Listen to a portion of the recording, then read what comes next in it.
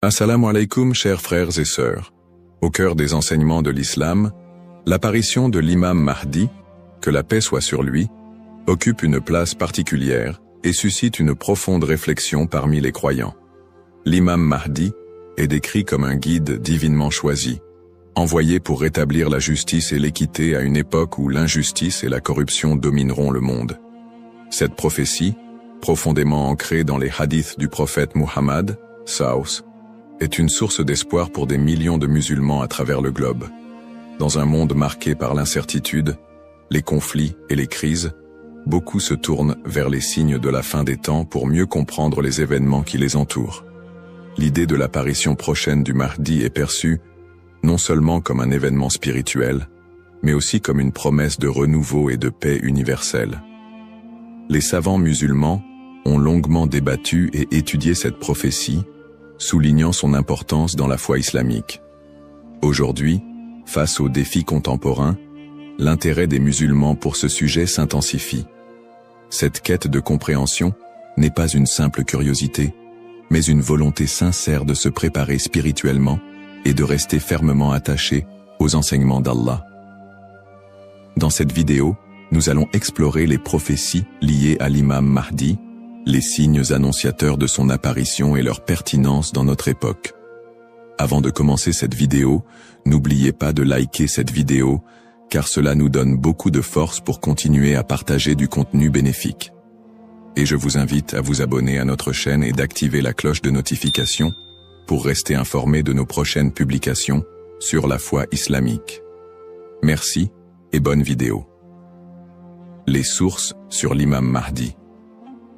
L'histoire et le rôle de l'imam Mahdi, que la paix soit sur lui, sont tirés des enseignements prophétiques et occupent une place importante dans la tradition islamique.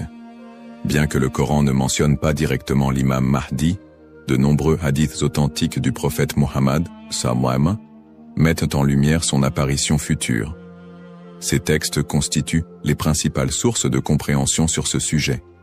Parmi les hadiths largement acceptés par les savants, on trouve celui rapporté par Abu Saïd al-Khudri, qu'Allah soit satisfait de lui, où le prophète, Saus, a dit « Le jour de la résurrection ne viendra pas avant qu'Allah n'envoie un homme de ma descendance, dont le nom sera comme le mien, et dont le nom du Père sera comme celui de mon Père.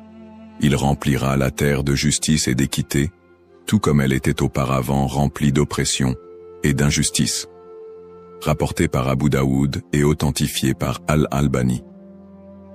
Un autre hadith rapporté par Salama, qu'Allah soit satisfait d'elle, mentionne « Le Mahdi viendra de ma descendance, de la lignée de Fatima. » Sunan Ibn Majah, Sahih, selon Al-Albani. Ces hadiths, et bien d'autres, montrent que l'imam Mahdi sera un descendant direct du prophète Muhammad, Saus, portant son nom et sa mission. Guider l'humanité et rétablir l'équilibre et la justice dans un monde troublé. Cependant, il est crucial de faire la distinction entre les sources authentiques et celles qui sont discutables. Les savants de l'islam ont mis en garde contre l'utilisation de hadiths faibles ou inventés pour alimenter des spéculations sur l'imam Mahdi. Par exemple, certains récits non authentifiés décrivent des événements exagérés ou incompatibles avec les enseignements fondamentaux de l'islam. Ces récits, bien qu'ils puissent captiver l'imaginaire populaire, ne doivent pas être utilisés pour fonder nos croyances. L'imam Ibn Kathir, dans son ouvrage Al-Bidaya wal-Nihaya, a compilé plusieurs récits authentiques sur le Mahdi, tout en dénonçant les récits non fiables.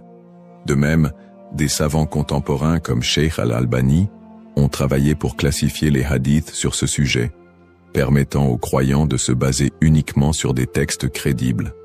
En tant que musulmans, il est de notre devoir de ne suivre que ce qui est prouvé par les textes authentiques et validé par les savants. L'imam Mahdi est une figure réelle dans la foi islamique, mais les spéculations et exagérations doivent être évitées. La connaissance vérifiée, transmise par des chaînes de narration fiables, est essentielle pour une compréhension correcte. Ainsi, avant de discuter ou de croire à certaines affirmations concernant l'imam Mahdi, il est important de se référer aux sources validées et d'agir avec prudence. ce sujet n'est pas un espace pour les opinions personnelles ou les interprétations hasardeuses, mais plutôt une opportunité d'approfondir notre foi avec sérieux et sincérité. Les signes avant-coureurs de son apparition. L'apparition de l'imam Mahdi, que la paix soit sur lui, sera précédée de nombreux signes prophétiques annoncés par le prophète Muhammad, SAW. Ces signes, regroupés en deux catégories principales, majeurs et mineurs, servent d'indicateurs pour les croyants. Ils rappellent l'approche de la fin des temps et l'importance de se préparer spirituellement. Les signes mineurs de la fin des temps. Les signes mineurs, également appelés Ashrat al-Sa'a, sont des événements qui se manifestent progressivement dans le temps. Beaucoup d'entre eux sont déjà visibles aujourd'hui. Parmi les signes mentionnés dans les hadiths, la prolifération des injustices et des oppressions. Le prophète, SAW, a dit « Quand l'autorité sera donnée à ceux qui ne la méritent pas, alors attends-leur » Sahih al-Bukhari. Ce signe est visible à travers la corruption généralisée, les injustices sociales et l'abus de pouvoir. La multiplication des divisions parmi les musulmans. Le prophète, SAW, a mentionné que la communauté musulmane sera fragmentée en différents groupes, chacun suivant son propre chemin. L'apparition d'innovations religieuses et la négligence de la sunna les croyants délaisseront les enseignements du Coran et de la sunna, tandis que les innovations deviendront courantes. L'expansion des richesses matérielles mais une pauvreté spirituelle. Dans un hadith rapporté par Abu Huraira, le prophète, SAW, a dit « L'heure ne viendra pas avant que la richesse ne devienne abondante au point que personne n'acceptera une aumône. » Sahih al-Bukhari. La dégradation des mœurs. Les valeurs morales seront mises de côté, et les comportements immoraux deviendront monnaie courante. Ces signes, bien qu'inquiétants, sont aussi une opportunité pour les croyants de retourner vers Allah, de se repentir et de renforcer leur foi. Les signes majeurs de la fin des temps. Les signes majeurs sont des événements extraordinaires et universels qui marqueront une étape décisive avant l'apparition de l'imam Mahdi et le jour du jugement. Parmi ces signes, la montée de grands troubles et conflits mondiaux. Des guerres intenses et des désordres sans précédent se propageront, causant chaos et destruction. L'émergence du Dajjal, l'Antéchrist. Le Dajjal apparaîtra comme un grand trompeur, prétendant être divin. Il sera un test majeur pour les croyants. L'imam Mahdi sera un guide spirituel crucial pour affronter cette épreuve. L'apparition d'un feu en Arabie. Le prophète, SAW, a dit « L'heure ne viendra pas avant qu'un feu ne sorte du Hijaz et éclaire les coups des chameaux à Bousra. » Sahih al-Bukhari. Le lever du soleil à l'ouest. Ce phénomène surnaturel marquera un point de non-retour pour le repentir des gens. La descente de Jésus, Issa, que la paix soit sur lui, Jésus, As, reviendra pour soutenir l'imam Mahdi, vaincre le Dajjal et instaurer la justice. Événements actuels liés aux signes. De nombreux croyants se demandent si les événements contemporains, tels que les catastrophes naturelles, les pandémies, les guerres et l'érosion des valeurs morales, pourraient être liés à ces signes prophétiques. Bien que certains événements puissent sembler correspondre, il est important de rappeler que seul Allah connaît le moment exact de la réalisation de ces prophéties. Interprétation des signes par les savants. Les savants islamiques soulignent que les signes de la fin des temps ne doivent pas être interprétés littéralement ni utilisés pour prédire des dates précises. Leur rôle est de renforcer notre foi et de nous rappeler l'impermanence de ce monde. Cheikh al-Islam Ibn Taymiyyah et d'autres érudits ont mis en garde contre les spéculations excessives, rappelant que les prophéties doivent être comprises dans leur contexte spirituel et non comme des prédictions mondaines. Se préparer tout en restant modéré. Face à ces signes, les musulmans sont appelés à se tourner vers Allah par la prière, la lecture du Coran et les bonnes actions. Il est essentiel de ne pas sombrer dans la panique ou les théories sensationnalistes, mais plutôt de renforcer notre foi et notre confiance en Allah.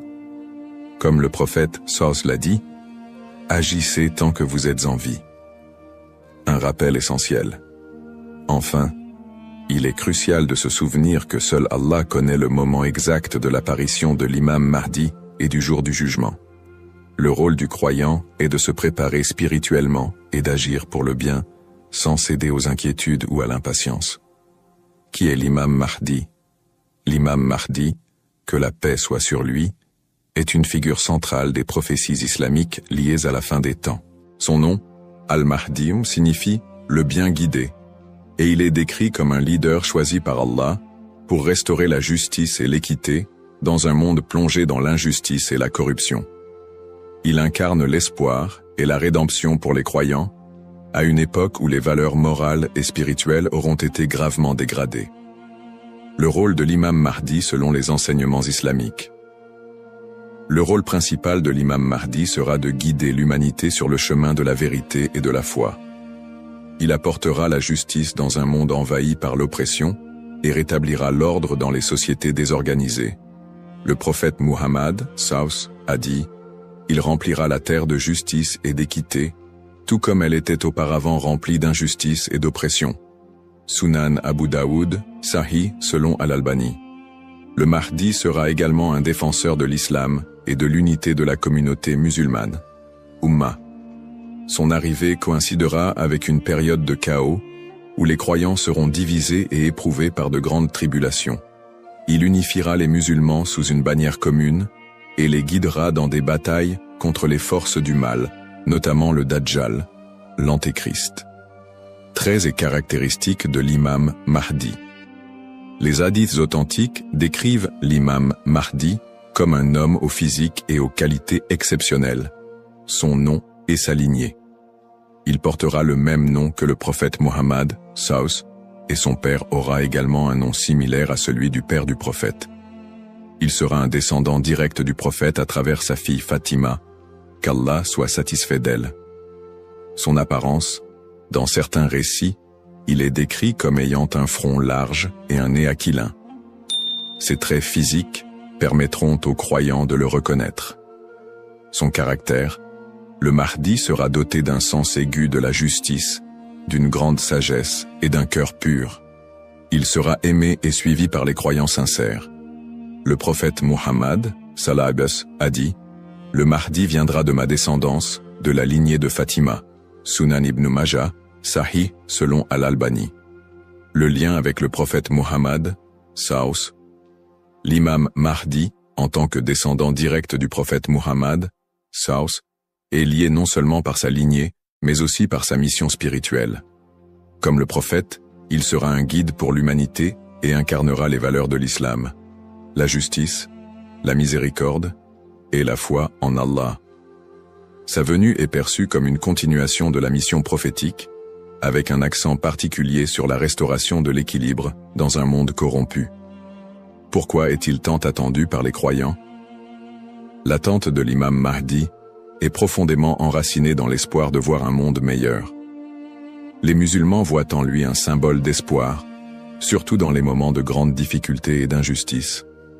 Espoir de justice universelle, dans un monde où les inégalités et les oppressions sont omniprésentes, l'imam Mahdi est attendu comme celui qui rétablira l'équilibre et donnera à chacun son droit.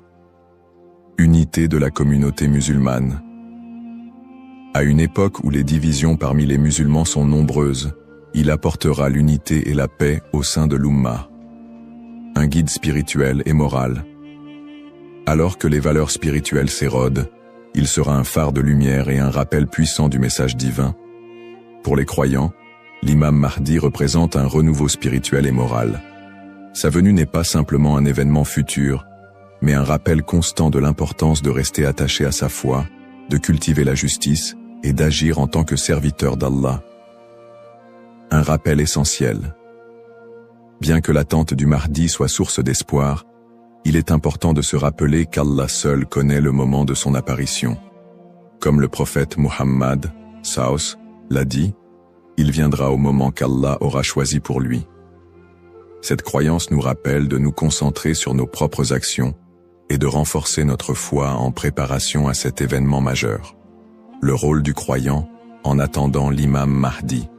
L'attente de l'imam Mahdi, que la paix soit sur lui, est une réalité profondément ancrée dans la foi islamique. Cependant, cette attente ne doit pas être perçue comme une justification pour l'inaction ou la passivité. Au contraire, le croyant est appelé à renforcer sa foi, ses bonnes actions et son lien avec Allah dans cette période d'attente. Se concentrer sur ses propres actes et sa foi. L'attente de l'imam Mahdi ne signifie pas que les croyants doivent simplement espérer un changement sans agir. Allah nous rappelle dans le Coran, « Certes, Allah ne modifie pas l'état d'un peuple tant qu'il ne modifie pas ce qui est en eux-mêmes. » Sourate Ar-Ra'd 13-11. Cela implique que chaque croyant doit se concentrer sur l'amélioration de ses propres actes, de sa foi et de son comportement. L'imam Mahdi ne viendra pas pour accomplir ce que nous négligeons, mais pour guider une communauté déjà engagée dans la voie d'Allah. Pratique recommandée pour le croyant. En attendant l'imam Mahdi, le croyant doit s'efforcer de maintenir une relation forte et constante avec son Créateur. Voici quelques pratiques essentielles. La prière, salah. La prière est le pilier central de l'islam et le premier acte dont le croyant sera jugé. L'accomplissement régulier des prières obligatoires et surérogatoires est crucial pour renforcer notre foi. Le dhikr, évocation d'Allah, multiplier les invocations et les rappels d'Allah, permet de purifier le cœur et de rester connecté à lui, même dans les moments difficiles. Le prophète Saus a dit, « Le meilleur rappel est « La ilaha illa Allah » Il n'y a de Dieu qu'Allah. La lecture du Coran. Le Coran est la lumière et la guidance pour tout croyant. Sa lecture régulière, accompagnée de méditation sur ses significations, est essentielle pour maintenir un lien avec les enseignements divins. Le tawakkul, confiance en Allah. Face aux épreuves, le croyant doit placer sa confiance totale en Allah, tout en faisant les efforts nécessaires pour s'améliorer. Agir et être un modèle de vertu. L'attente de l'imam Mahdi n'est pas une excuse pour négliger nos responsabilités personnelles, sociales ou spirituelles.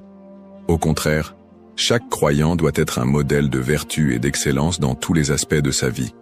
Dans sa famille, en éduquant ses enfants dans les valeurs islamiques et en maintenant une atmosphère de piété et d'amour.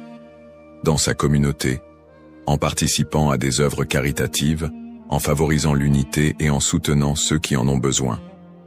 Dans sa conduite quotidienne, en respectant les enseignements de l'islam, en évitant les péchés et en recherchant l'agrément d'Allah dans toutes ses actions.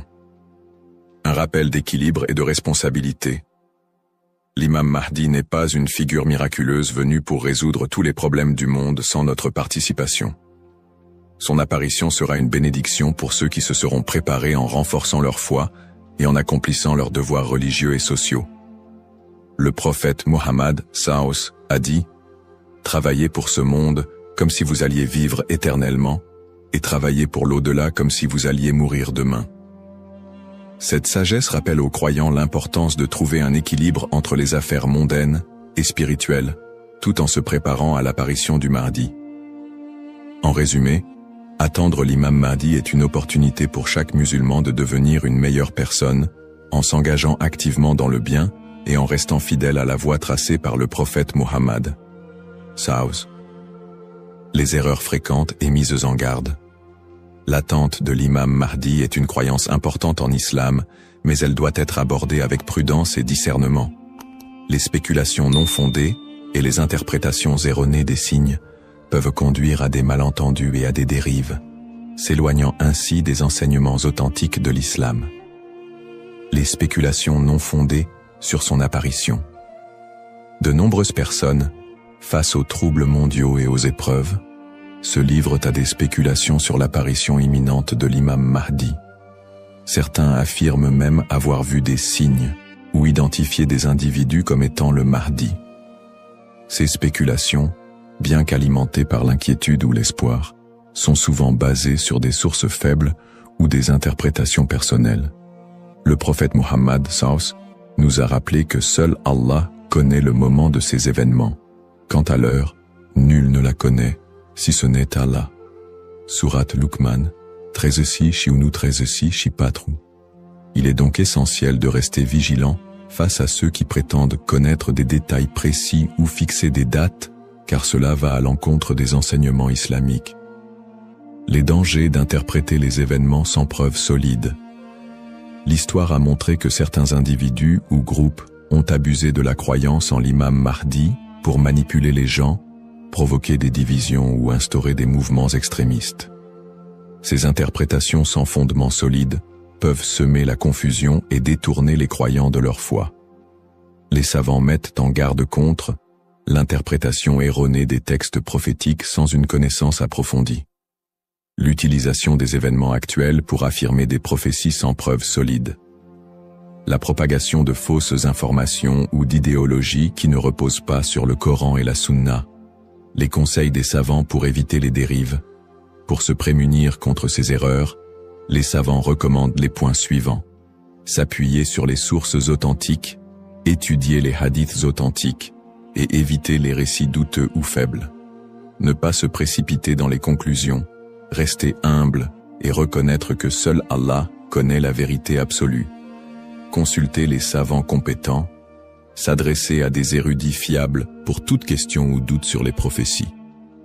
Se concentrer sur ses propres actes, plutôt que de se perdre dans des spéculations inutiles, renforcer sa foi et accomplir ses devoirs religieux. Un rappel essentiel. L'apparition de l'imam Mahdi est un événement certain, mais son moment reste un secret d'Allah. Le prophète Mohammed SAW nous a enseigné l'importance de ne pas se perdre dans des conjectures, mais de rester attaché aux principes de l'islam et de faire confiance à Allah. Celui qui place sa confiance en Allah, il lui suffit. Surat At-Talaq, 65-3. En résumé, chaque croyant doit éviter les pièges des spéculations et des interprétations erronées et se concentrer sur l'essentiel, sa relation avec Allah et son engagement à suivre les enseignements du prophète SAW. L'importance de l'espoir et de la confiance en Allah. Dans un monde rempli de défis, d'épreuves et d'incertitudes, il est essentiel pour les croyants de maintenir un profond sentiment d'espoir et une confiance absolue en Allah. La promesse de l'apparition de l'imam Mahdi, que la paix soit sur lui, n'est pas un appel à la peur, mais un rappel de la miséricorde et de la sagesse infinie d'Allah. Ne pas céder à la peur ou à l'anxiété. Les épreuves de la vie peuvent parfois paraître écrasantes, mais Allah nous rappelle dans le Coran. Ne vous laissez pas abattre et ne soyez pas tristes. Vous êtes les supérieurs si vous êtes croyants. Surat Al-Imran 3:139. Plutôt que de succomber à l'anxiété face aux troubles du monde ou aux signes de la fin des temps, les croyants doivent se rappeler que ces événements font partie du plan divin. Allah est le meilleur des planificateurs, et tout ce qui se passe a une raison profonde, même si elle nous échappe.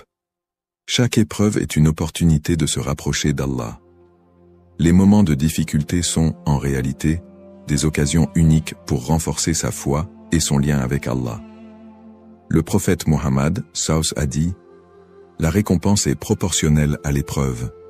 Lorsqu'Allah aime un peuple, il l'éprouve. » Sahih al-Bukhari.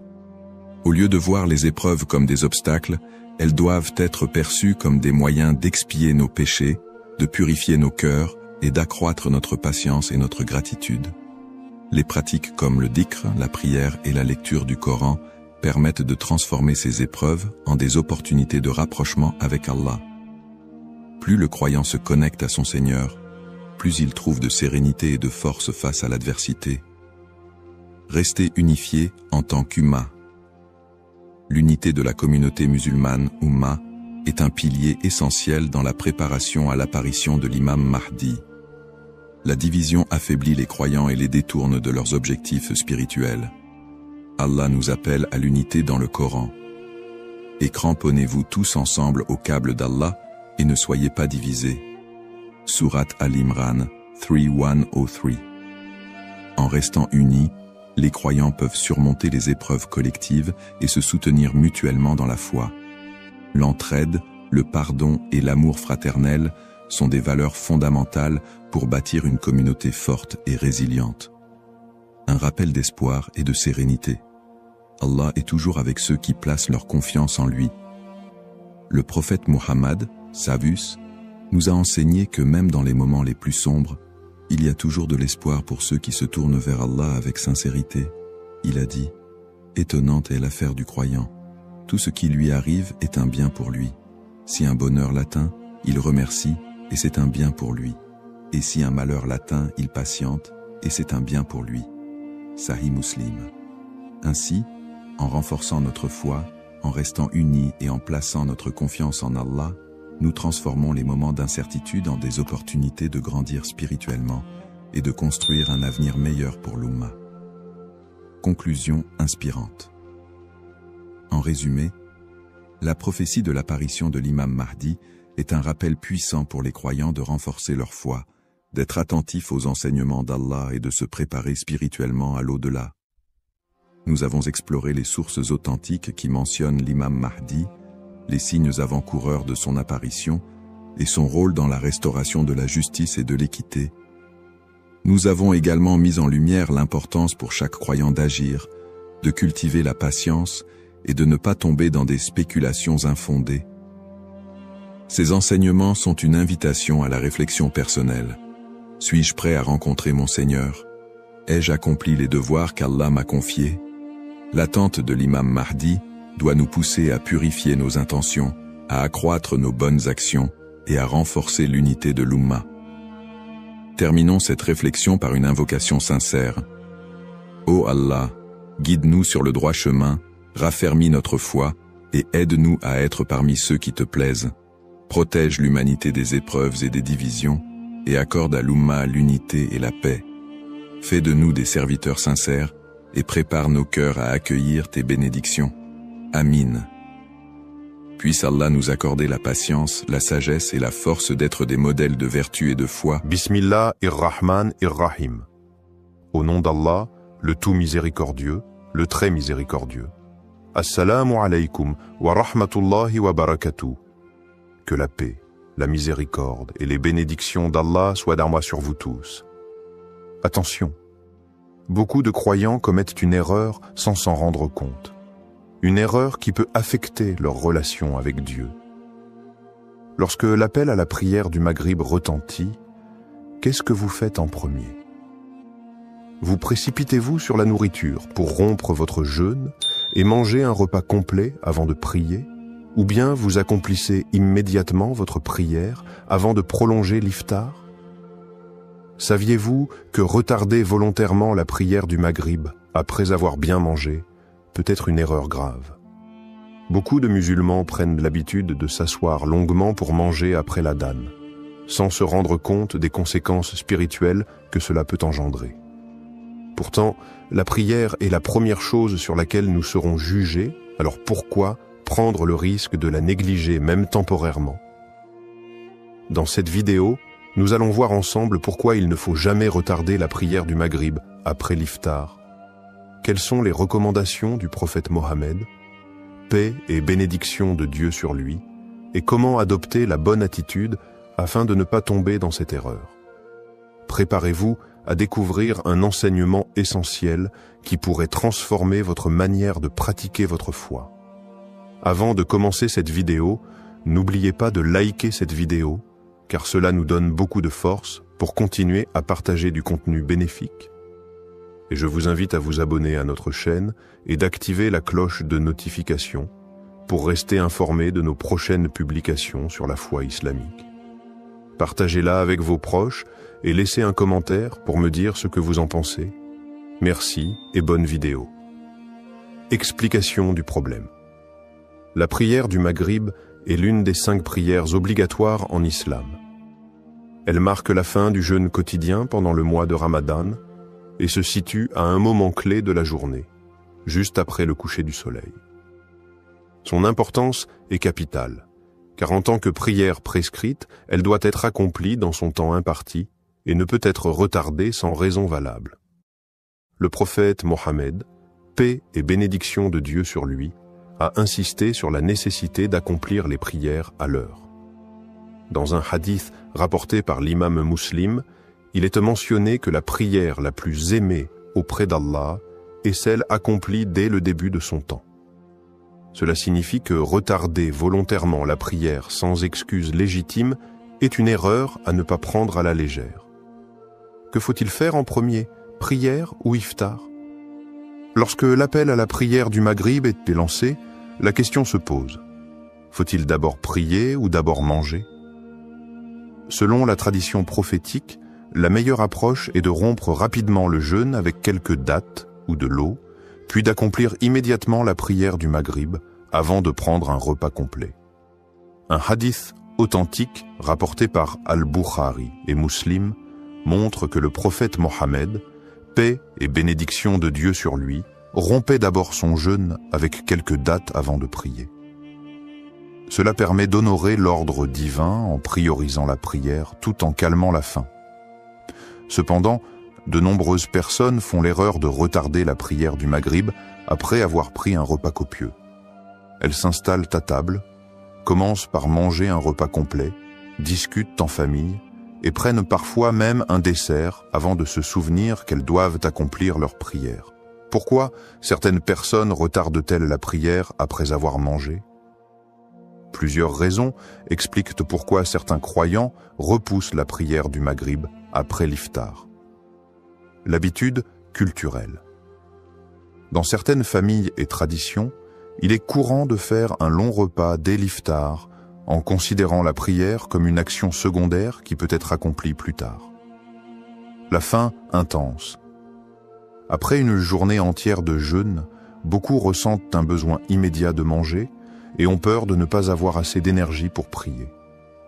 L'influence de l'environnement. Dans les grandes réunions familiales ou les repas collectifs, il peut être difficile de s'éloigner de la table pour accomplir sa prière à l'heure. Le confort après le repas. Après avoir bien mangé, on peut être pris d'une sensation de fatigue ou de lourdeur qui rend la prière plus difficile à accomplir avec concentration et sérénité. Les conséquences de cette habitude.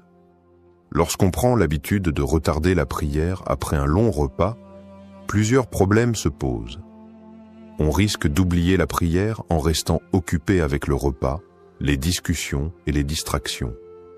L'esprit devient moins concentré après un repas copieux, ce qui diminue la qualité de la prière. On ne respecte pas l'enseignement prophétique qui encourage à prier dès que possible après la rupture du jeûne. Il est donc essentiel de revoir nos priorités.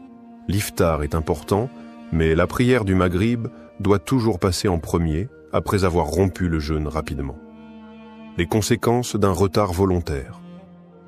La prière est le pilier central de l'islam et doit être accomplie à l'heure prescrite. Dans le cas du Maghrib, il est crucial de comprendre pourquoi retarder volontairement cette prière après un long repas peut être une erreur grave aux yeux de Dieu. Premier, l'enseignement du prophète Mohammed, paix et bénédiction de Dieu sur lui. Le prophète Mohammed, paix et bénédiction de Dieu sur lui, a enseigné que la meilleure manière d'accomplir la prière est de la faire dès que l'appel à la prière est lancé. Il a dit « Les meilleures actions aux yeux d'Allah sont la prière faite à son heure, la bonté envers les parents et le combat dans le sentier d'Allah. » Rapporté par Al-Bukhari et Muslim. Concernant le Maghrib, il a été rapporté qu'il rompait son jeûne avec quelques dattes ou une gorgée d'eau, puis se levait immédiatement pour prier. Ce comportement est une sunna claire que les croyants doivent suivre pour éviter de tomber dans le piège du retard volontaire. 2. Les erreurs courantes commises durant le mois de Ramadan. Malheureusement, de nombreuses personnes commettent des erreurs pendant le Ramadan en retardant leur prière du Maghrib pour plusieurs raisons. Prendre un repas complet avant de prier. Beaucoup mangent un repas copieux dès l'iftar, ce qui les amène à repousser la prière. Prolonger les discussions après le repas. En famille ou entre amis, il est facile de se laisser emporter par les discussions et de ne plus voir le temps passer. Se sentir trop fatigué ou lourd après le repas. Un repas important peut entraîner une sensation de somnolence ou de paresse, rendant l'accomplissement de la prière plus difficile. Se laisser distraire par les réseaux sociaux ou la télévision. Après avoir mangé, certains préfèrent regarder la télévision, utiliser leur téléphone, ou se distraire plutôt que de prier immédiatement. Ces erreurs peuvent sembler anodines, mais elles ont un impact spirituel et religieux majeur. Troisième. Preuve tirée du Coran et des hadiths sur l'importance de la ponctualité dans la prière. Allah insiste dans le Coran sur l'importance de préserver la prière et de la faire à l'heure. Soyez assidus aux prières et surtout la prière médiane. Et tenez-vous debout devant Allah avec humilité. Sourate Al-Baqarah, verset 238. Ce verset rappelle aux croyants qu'ils ne doivent pas négliger ou retarder leurs prières, notamment lorsqu'ils ont la capacité de les accomplir immédiatement. Un autre verset met en garde contre ceux qui retardent volontairement leurs prières. Malheur donc à ceux qui prient tout en négligeant leurs prières, qui sont pleins d'ostentation et refusent l'ustensile de la charité. Sourate Al-Ma'un, versets 4 à 7. Ce passage du Coran met en évidence le danger du retard volontaire de la prière et les conséquences spirituelles qui en découlent. Quatrième. Les avertissements des savants sur le retard de la prière du Maghrib. Les savants de l'islam ont toujours averti contre le fait de retarder volontairement la prière sans raison valable. Selon eux, Cheikh Ibn Baz a expliqué que retarder la prière du Maghrib jusqu'à la disparition totale du crépuscule sans excuse est un péché. Cheikh Al-Albani a insisté sur le fait que la prière doit être la priorité, même en période de Ramadan, et qu'il suffit de rompre rapidement son jeûne avant de l'accomplir. Cheikh Ibn Othaymin a rappelé que ceux qui mangent longuement avant de prier risquent d'être distraits et de perdre la concentration nécessaire pour bien accomplir leur prière. En conclusion, la prière du Maghrib ne doit jamais être retardée volontairement après un repas complet. Pour préserver notre relation avec Dieu et suivre l'exemple du prophète, nous devons rompre notre jeûne avec quelques dattes et de l'eau, puis prier immédiatement avant de reprendre notre repas sereinement. Ne laissons pas les distractions du repas nous éloigner de l'adoration la plus précieuse, la prière. Ce que disent les textes religieux sur l'ordre entre iftar et prière. La question de l'ordre entre la rupture du jeûne, iftar, et la prière du Maghrib a été abordée dans plusieurs sources islamiques, notamment le Coran, les hadiths du prophète Mohammed, paix et bénédiction de Dieu sur lui, et les avis des savants. Il est donc essentiel de comprendre quelle est la meilleure approche à adopter pour suivre la voie correcte. Premier. Que disent les textes religieux? Le prophète Mohammed, paix et bénédiction de Dieu sur lui, a donné une indication claire sur la manière dont il rompait son jeûne et accomplissait la prière.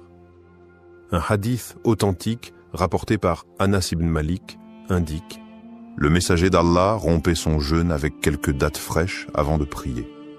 S'il n'y en avait pas, alors avec des dattes sèches. Et s'il n'y en avait pas, alors avec quelques gorgées d'eau. Rapporté par Abu Daoud, At-Tirmidhi et authentifié par Al-Albani. Ce hadith montre que le prophète ne prenait pas un repas complet avant de prier, mais se contentait d'une petite quantité de nourriture pour rompre le jeûne rapidement, puis accomplissait la prière du Maghrib avant de manger davantage. L'importance de prier à l'heure est également confirmée par un verset du Coran. Accomplis la prière au déclin du soleil jusqu'à l'obscurité de la nuit, et fais aussi la récitation du Coran à l'aube, car la récitation à l'aube a des témoins. Sourate Al-Isra, verset 78. Ce verset montre que chaque prière doit être accomplie à son heure spécifique, et le Maghrib ne fait pas exception. 2. L'exemple du prophète et des compagnons. Le comportement du prophète, paix et bénédiction de Dieu sur lui, était toujours équilibré et basé sur la modération. Il ne retardait pas la prière après un long repas, mais il ne priait pas non plus en étant affaibli par la faim. Ses compagnons suivaient également cette pratique. Ils rompaient leur jeûne rapidement, priaient le Maghrib, puis prenaient le temps de bien manger par la suite. Cela leur permettait de combiner l'adoration et le bien-être du corps sans sacrifier l'un au profit de l'autre. Un autre hadith du prophète appuie cette approche. Les gens resteront sur la bonne voie tant qu'ils s'empresseront de rompre leur jeûne. rapporté par Al-Bukhari et Muslim. Cela signifie qu'il est recommandé de ne pas retarder l'iftar, mais cela ne signifie pas qu'il faut prolonger le repas au point de retarder la prière. Troisième, réfutation des idées reçues sur le fait de trop retarder la prière. Certaines personnes pensent à tort que il est préférable de manger un repas complet avant de prier pour avoir de l'énergie. La prière peut être retardée tant qu'elle est faite avant l'Isha. Ces arguments ne sont pas fondés sur les enseignements du prophète. Manger un repas complet avant de prier peut rendre la prière plus difficile en raison de la sensation de lourdeur et de fatigue. D'autres disent que la prière peut être retardée après le repas tant qu'elle est accomplie avant la prière de l'Isha. Mais cette approche va contre la recommandation de prier dès que possible. Retarder sans raison valable peut entraîner une négligence et une perte progressive de la rigueur spirituelle. Quatrième, analyse des opinions divergentes. Il existe deux grandes approches concernant la question du Maghrib et de l'iftar. Premier avis, rompre le jeûne avec quelques dattes et de l'eau, puis prier immédiatement. Cet avis est largement recommandé car il est basé sur la sunna du prophète et permet de préserver la priorité de la prière tout en calmant la faim. Deuxième avis, prendre un repas avant de prier. Certains savants estiment que si une personne est trop affamée pour se concentrer dans sa prière, elle peut manger un peu plus que quelques dattes avant de prier, mais sans prolonger inutilement le repas. La meilleure approche reste celle du prophète, rompre rapidement le jeûne, accomplir la prière immédiatement, puis profiter du repas en toute sérénité. Conclusion, le Coran, les hadiths et les avis des savants convergent vers une même règle. La prière du Maghrib ne doit pas être retardée volontairement après un repas prolongé. Le prophète nous enseigne que la meilleure manière d'agir est de rompre le jeûne avec quelques dattes et de l'eau, puis de prier immédiatement. Ne laissons pas nos habitudes alimentaires nous éloigner de l'adoration d'Allah. Faisons passer la prière avant tout, et Allah nous accordera sa bénédiction. Conséquences spirituelles et impact sur la foi. L'islam accorde une place centrale à la prière, qui est le premier acte d'adoration sur lequel nous serons jugés le jour du jugement. Retarder systématiquement la prière du Maghrib après un long repas peut sembler anodin, mais en réalité, cela a un impact profond sur la spiritualité, la discipline religieuse et la relation avec Allah. Premier, perte progressive de la rigueur spirituelle. Lorsqu'un croyant prend l'habitude de retarder la prière sans raison valable, il commence à affaiblir son engagement religieux. En effet, la prière est censée être une priorité absolue et non un simple rituel secondaire à caser dans son emploi du temps. Allah dit dans le Coran, « La prière a été prescrite aux croyants en des temps déterminés. » Sourate An-Nisa, verset 103. Cela signifie que chaque prière doit être accomplie à son heure précise. Lorsqu'on retarde une prière pour des raisons futiles, cela peut ouvrir la porte à la négligence et à terme, entraîner une baisse de foi et une perte de connexion avec Allah. Exemple concret, un frère témoigne. Avant, je prenais l'habitude de manger un repas complet avant de prier Maghrib. Puis un jour, j'ai réalisé que souvent je traînais tellement que je priais juste avant Isha. En changeant mon habitude et en priant immédiatement après l'iftar, j'ai senti une amélioration énorme dans ma concentration et ma discipline religieuse. Deuxième impact sur la proximité avec Allah.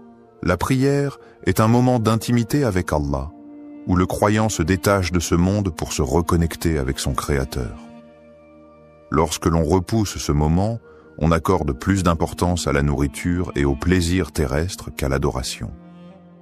Le prophète Mohammed, paix et bénédiction de Dieu sur lui, a dit « La prière est la lumière du croyant », rapporté par Ahmad et At-Tabarani. En retardant volontairement la prière, on éloigne cette lumière de notre cœur et avec le temps, cela peut créer une insensibilité spirituelle. Exemple concret, une sœur raconte « J'avais du mal à me sentir connecté dans mes prières.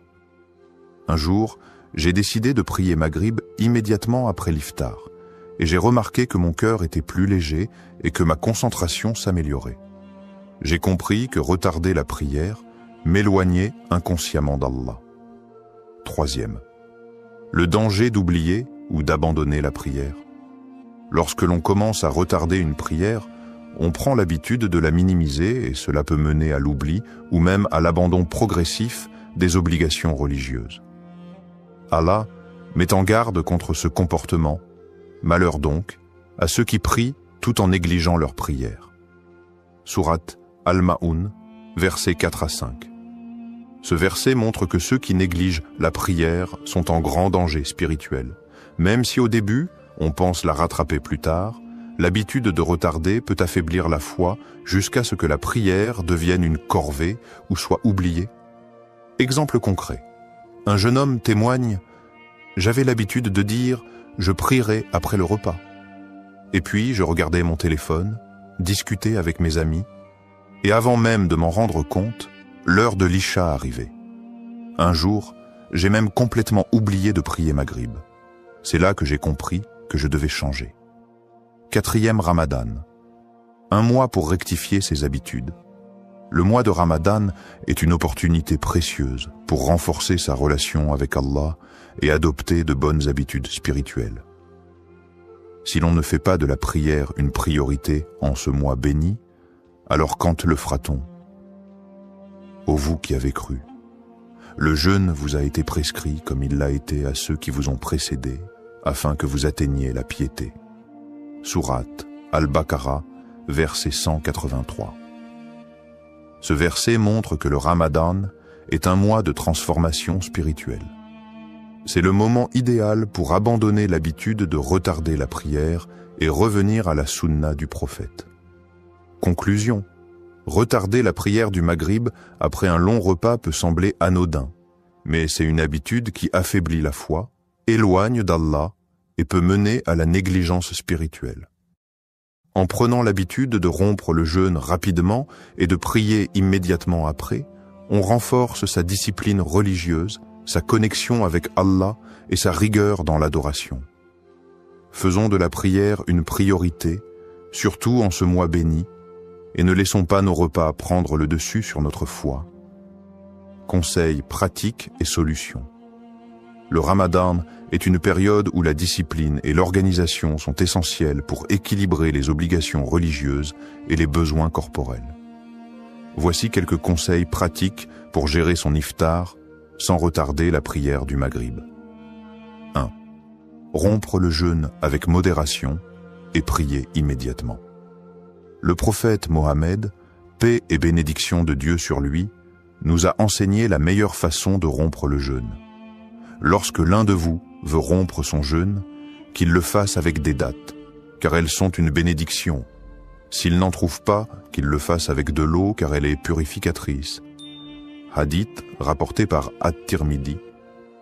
Solution: mangez 2 à 3 dattes et buvez un verre d'eau immédiatement à l'adhan du Maghrib.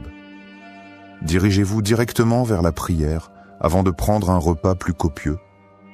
Encouragez votre famille à adopter cette habitude pour éviter les retards. Pourquoi? Vous suivez la sunna du prophète. Vous évitez de trop manger, ce qui peut provoquer la paresse et retarder la prière. Vous accomplissez votre devoir religieux à l'heure, sans précipitation. 2. Préparer son repas à l'avance pour éviter le stress.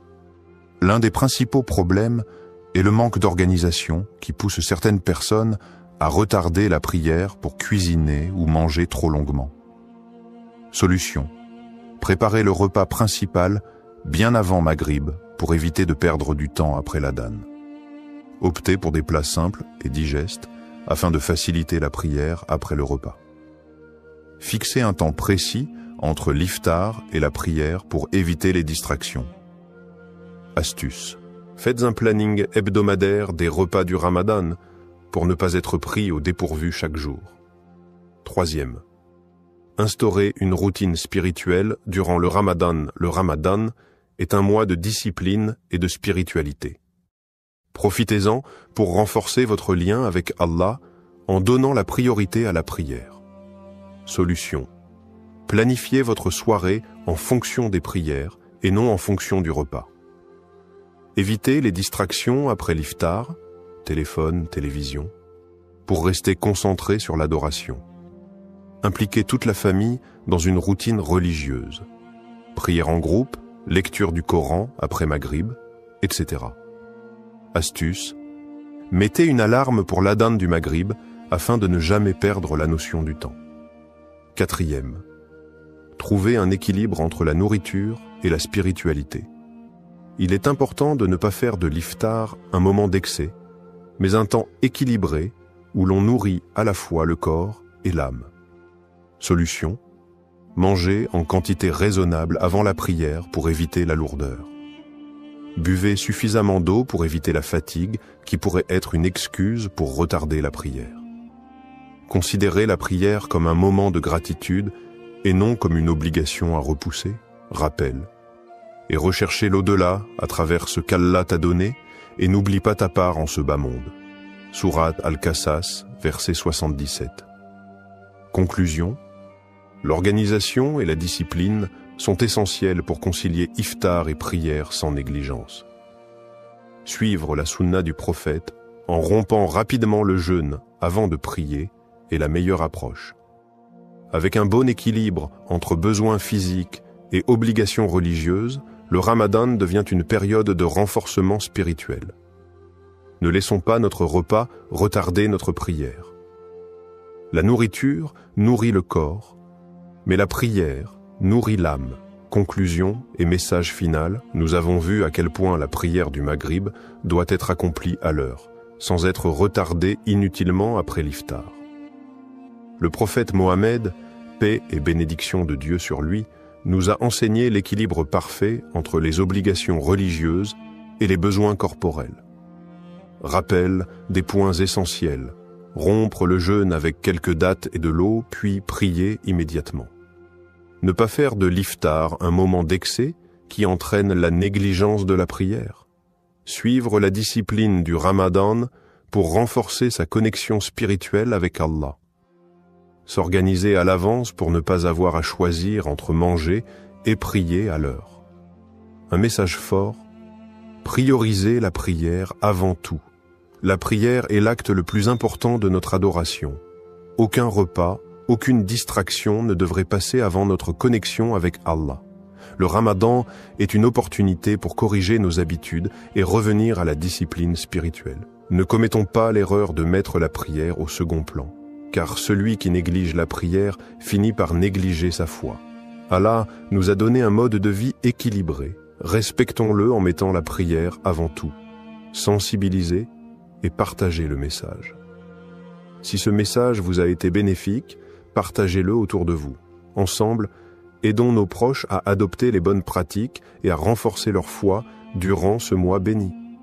Likez, commentez et partagez pour que cette parole atteigne un maximum de croyants.